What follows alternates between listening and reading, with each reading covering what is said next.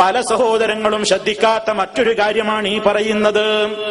രോഗിയുടെ അരികിൽ പോയി മറ്റുള്ള വർത്തമാനങ്ങൾ പറഞ്ഞു പിരിഞ്ഞു പോരുന്നു.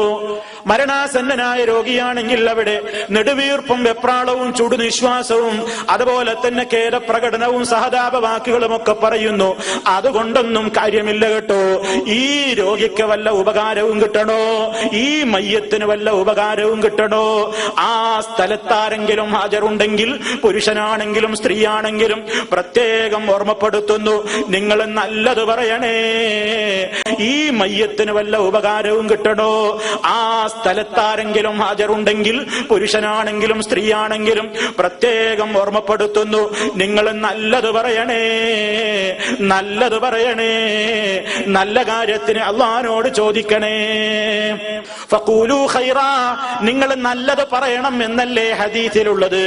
ഏറ്റവും വലിയ നല്ല വാക്ക് ഖുർആനല്ലേ.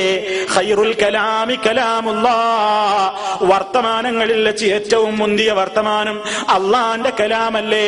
അപ്പോൾ പിന്നെ രോഗിയുടെ അരികിലിരുന്നു കൊണ്ട് പ്രത്യേക മരണം ആസന്നമായ രോഗിയുടെ സമീപത്ത് യാസീൻ ഓതിക്കൊടുക്കലല്ലേ വേണ്ടത്.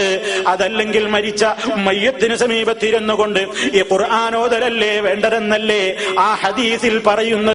എങ്കിൽ പ്രിയപ്പെട്ടവരെ, ആ ഹദീസ് പറഞ്ഞു തന്ന നബി സല്ലല്ലാഹു അലൈഹി വസല്ലം, ആ ഹദീസ് ആദ്യമായി കേൾക്കാൻ ഭാഗ്യം കിട്ടിയ സ്വഹാബാ കിറാം റളിയല്ലാഹു അൻഹും, അവരൊക്കെ അതിൽ നിന്ന് എന്താണ് പഠിപ്പിച്ചത്, എന്താണ് മനസ്സിലാക്കിയത്? നബി സല്ലല്ലാഹു അലൈഹി വസല്ലം തന്നെ ഇതങ്ങ് പറഞ്ഞിട്ട് അവിടുന്ന് പറഞ്ഞിട്ടുണ്ടല്ലോ, ഫൈനൽ മലായികത, നിശ്ചയമായും മലക്കുകൾ യുഅമ്മിനൂൻ, അവര് ആമീൻ ആമീൻ എന്ന് ചൊല്ലിക്കൊണ്ടിരിക്കുന്നുണ്ട് കേട്ടോ. അലാ മാ തഖൂലൂൻ, നിങ്ങൾ പറഞ്ഞുകൊണ്ടിരിക്കുന്ന കാര്യങ്ങൾക്ക്.